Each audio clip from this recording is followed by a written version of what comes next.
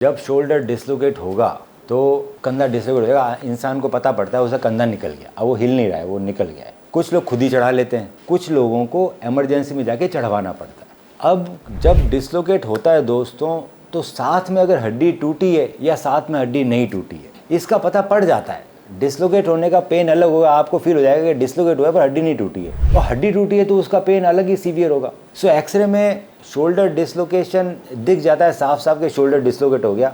ये आपको स्क्रीन पे एक्सरे दिखाई दे रहा है, इसमें साफ साफ दिख रहा है। पर ये एक्सरे तो तब निकाला है ना जब आप शोल्डर डिसलोकेटेड लेकर हॉस्पिटल में गए हो, तो डॉक्टर ने ही बता दिया कि आपको शोल्डर डिसलोकेट हुआ, आपको खुद को ही मालूम है आपका शोल्डर डिसलोकेट हुआ। सो हमें एक्सरे पे कुछ चीज़ें पता करनी होती है जब हम एक्सरे कराते हैं कि मैंने शोल्डर वापस रीलोकेट कर दिया तो क्या वो अपनी जगह पे बैठा या नहीं बैठा। तो एक्सरे दोबारा करते हैं देखने के लिए बैठा नहीं बैठा। क्या जब शोल्डर डिसलोकेशन हुआ तो उसका कोई हड्डी तो नहीं टूटी, वो एक्सरे में दिखाई देती है। सो एक्सरे अलग चीज़ों की वजह से किया जाता है, पता लगाने के लिए कि शोल्डर वापस ठीक हुआ नहीं हुआ, रीलोकेट हुआ नहीं हुआ, या और कोई हड्डी तो नहीं टूटी है शोल्डर डिसलोकेशन के साथ। ये आपको एक डॉक्टर ही बता पाएगा। सो बेटर रहता है कि जब शोल्डर डिसलोकेट हो तो आप डॉक्टर के पास जाएं और अपना शोल्डर को रीलोकेट कराएं। उसके बाद आपको एमआरआई करानी है। एमआरआई से मालूम पड़ेगा कि आखिर कौन सा डैमेज आए हैं शोल्डर में। सिर्फ एक्सरे में सिर्फ हड्डियां दिखती है, पर शोल्डर डिसलोकेशन के अंदर बैंकार्ड लीजन और हिलसैक्स लीजन, ये 2-3 अलग तरह के लीजन होते हैं जो सिर्फ एमआरआई में मालूम पड़ती है। आपको एमआरआई करानी है, आपको ये लीजन पता करने हैं या नहीं है, और अगर ये लीजन है तो फिक्स कराना जरूरी है दोस्तों, क्योंकि बार बार में डिसलोकेट होने से आपका शोल्डर पूरी तरह से खराब हो जाएगा। कुछ दिन 2, 4, 5, 10 साल तो आप चला लोगे,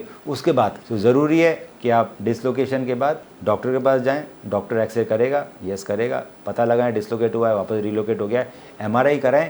एमआरआई आप हमें भेज सकते हैं। आजकल नॉटलेस सर्जरी होती है, दूरबीन से सर्जरी होती है, नॉटलेस एंकर्स यूज़ होते हैं, push lock anchor, fibre tag anchor, बड़े एडवांस एंकर्स हैं। बिना गांठ की सर्जरी दूरबीन से बिल्कुल छोटे चीरे से, कोई बड़ा चीरा नहीं लगता और पूरी तरह से डिसलोकेशन ठीक हो जाता है, और ये ज़रूरी है करना। अगर शोल्डर डिसलोकेट हो गया दोस्तों तो कोई भी डिसाइड कर लेगा कि आप खुद भी डिसाइड कर सकते हो तो आपका शोल्डर डिसलोकेट हुआ। सो कन्फ्यूजन वहाँ नहीं है कि शोल्डर डिसलोकेट हुआ है नहीं हुआ है, तो हुआ है नहीं हुआ मालूम पड़ जाएगा। मेरा कंधा निकलेगा, मुझे कैसे नहीं मालूम पड़ेगा कंधा निकला।